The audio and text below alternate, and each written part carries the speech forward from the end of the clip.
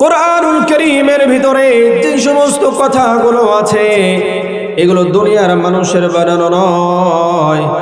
এই সব কার কথা? আরো আওয়াজ করে বলেন, কার কথা? আল্লাহ পাকের কথা, রব্বুল আলামিন। এর জন্য কোরআনুল কারীমের শুরুতেই বলছেন, যালিকাল কিতাবু লা রাইবা ফীহি হুদাল লিল মুত্তাকিন।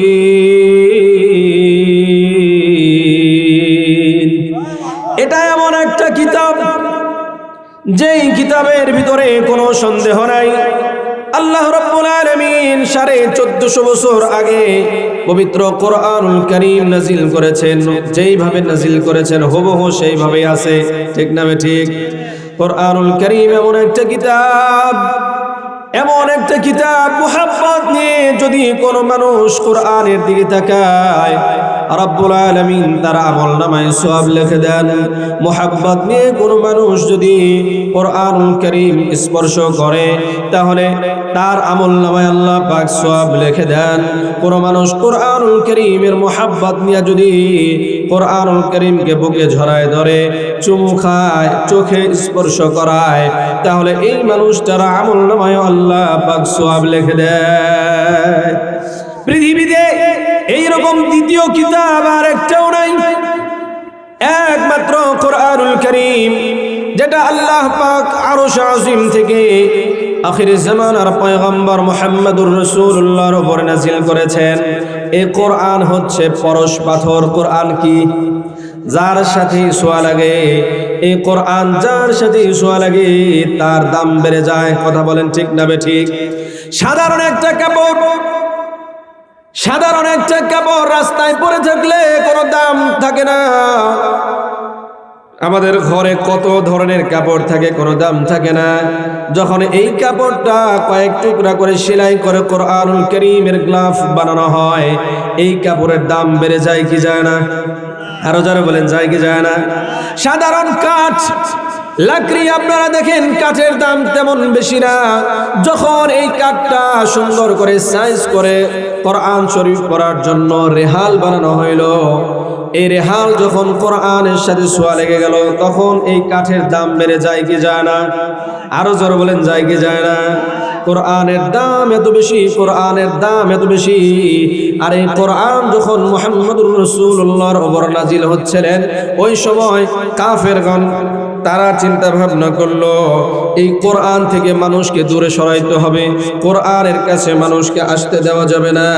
কারণ কোরআনের তেলাওয়াত যেই শুনে, কোরআনের কাছে যেই আসে, তার অন্ধ হৃদয়, তার পাথরের মতো হৃদয় আলোকিত হয়ে যায়, মুসলমান হয়ে যায়। নবীজি মানুষের কাছে যখন এই কোরআনুল কারীমের আয়াতগুলো তেলাওয়াত করে করে শোনায়, আবু জাহেলের মাথা নষ্ট, আবু সুফিয়ানের মাথা নষ্ট, উতবা, শাইবা, আবু লাহাব তাদের মাথা নষ্ট। তারা বলে, মুহাম্মদ এগুলো কোথায় পায়? চিন্তা ভাবনা করলো, মুহাম্মদ এগুলো কোথায় পায়? রাত্রিবেলায় তারা আবিষ্কার করতে গেছে, মুহাম্মদ কোরআনের নামে যে আয়াতগুলো তেলাওয়াত করে এগুলো সে কোথায় পায়? এগুলো আবিষ্কার করার জন্য তারা রওনা হয়ে গেছে। রাত্রিবেলায় মুহাম্মদুর রাসূলুল্লাহ সাল্লাল্লাহু আলাইহি ওয়াসাল্লামের ঘরের 4 কোণায় দাঁড়ায় আছে। এক কোণায় দাঁড়াইছে আবু জাহেল, আরেক কোণায় দাঁড়াইছে আবু সুফিয়ান, আর 2 কোণায় উতবা এবং শাইবা। 4 কোণায় 4 জন মক্কার বড় বড় লিডার দাঁড়ায় আছে। রাত্রিবেলায় মুহাম্মদ এগুলো কোথায় পায়? গভীর রাত যখন হয়ে গেল, মুহাম্মদুর রাসূলুল্লাহ সাল্লাল্লাহু আলাইহি ওয়াসাল্লাম কোরআনুল কারীমের তেলাওয়াত শুরু করেছে। চিন্তা করার বিষয় হলো, এক হলো কালামুল্লাহ, আল্লাহর কিতাব। 2 নম্বরে যেই মানুষের উপরে, যেই নবীর উপরে কোরআন নাজিল করা হয়েছে, সে নবী কোরআনের তেলাওয়াত করতেছে। এবার বুঝুন তেলাওয়াতটা কত সুন্দর হবে।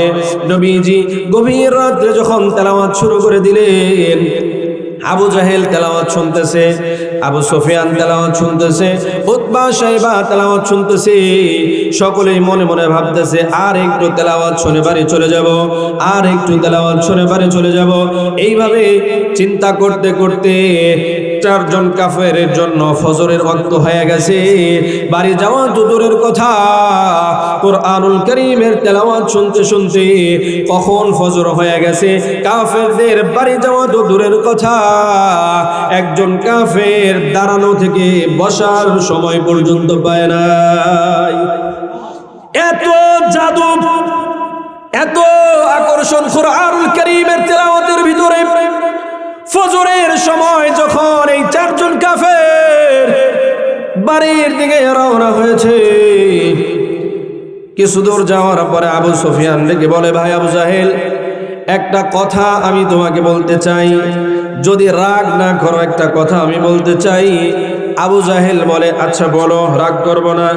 আবু সুফিয়ান তখন বলে, এই যে সারা রাত বসে, সারা রাত দাঁড়ায় দাঁড়ায় আমরা মুহাম্মাদের কণ্ঠে কোরআনুল কারীমের তেলাওয়াত শুনলাম, আমার দিল বলে, আমার মন বলে এটা দুনিয়ার কোনো মানুষের বানানো নয়, এটা কোনো ঐশ্বরিক বাণী হবে।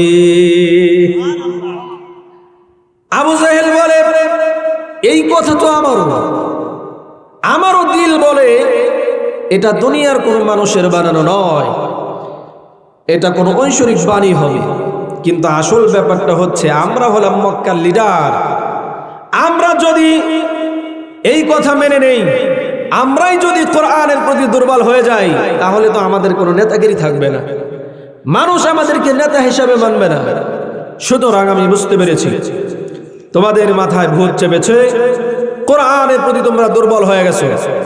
আজকে আমার হাতে হাত দিয়ে তওবা করো, আর কোনদিন মুহাম্মাদের কণ্ঠে কোরআন তেলাওয়াত তোমরা শুনবে না।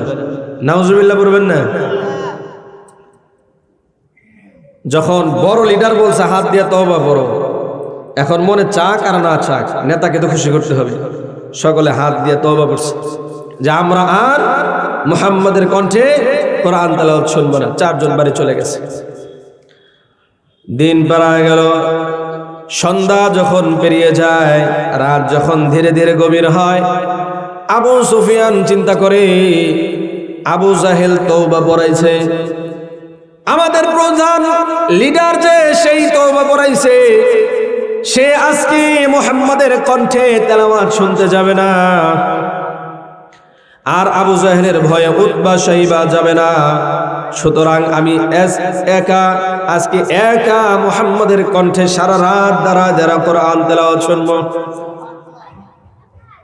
ওই দিক দিয়ে উতবা শাইবাও এই একই চিন্তা করেছে, আর এই দিকে আবু জাহেল বলে, আমার নেতৃত্বের প্রভাব, সকলেই আমাকে ভয় পায়, আমি হলাম প্রধান লিডার, সকলে আমার হাতে হাত দিয়ে তওবা করেছে, আমার ভয়ে তারা কেউ যাবে না, আজকে আমি একা মুহাম্মাদের ঘরের কোনায় দাঁড়ায় সারা রাত মুহাম্মাদের কণ্ঠে তেলাওয়াত শুনবো। কে চিন্তা করে? নবীজির সবচেয়ে বড় শত্রু, নবীজির সবচেয়ে বড় শত্রু আবু জাহেল চিন্তা করে, আমার ভয়ে ওরা কেউ যাবে না, আজকে আমি একা সারা রাত দাঁড়ায় দাঁড়ায় কোরআনুল কারীমের তেলাওয়াত শুনবো। গতকালকের মতো আজকেও চারজন কাফের মুহাম্মদুর রাসূলুল্লাহর ঘরের চার কোণায় দাঁড়িয়ে আছে, তেলাওয়াত শুনতেছে। চারজন তেলাওয়াত শুনতেছে, মনে মনে ভাবতেছে আর একটু তেলাওয়াত শুনে বাড়ি চলে যাব, আর একটু তেলাওয়াত শুনে বাড়ি চলে যাব। এইভাবে ভাবতে ভাবতে সারা রাত পেরিয়ে গেছে। যখন ফজরের ওয়াক্ত এসে যায়, চারজন একসাথে দৌড় দিয়েছে। অন্ধকারে দৌড় দেওয়ার কারণে একজন আরেকজনের সাথে ধাক্কা লেগে পড়ে গেছে। আবু জাহেল বলে, কে তুমি? বলে, আমি আবু সুফিয়ান। তুমি কে? বলে, আমি আবু জাহেল। আবু জাহেল ধমক দিয়া বলে, আবু সুফিয়ান, গতকালকে তুমি আমার হাতে হাত দিয়ে তওবা করেছো, আজকে তো তোমার আসার কথা না, আজকে কেন আসলে? আবু সুফিয়ান ডাক দিয়ে বলে, ভাই আবু জাহেল, মাতবরি কিন্তু সব জায়গায় চলে না, তুমি নিজে তওবা পড়াইছো, তুমি কেন আসছো সেই জবাব আগে দিয়ে এলো, ঠিক না? আর কোন জবাব আছে? চারজন কাফের মাথা নিচু করে রওনা হয়েছে।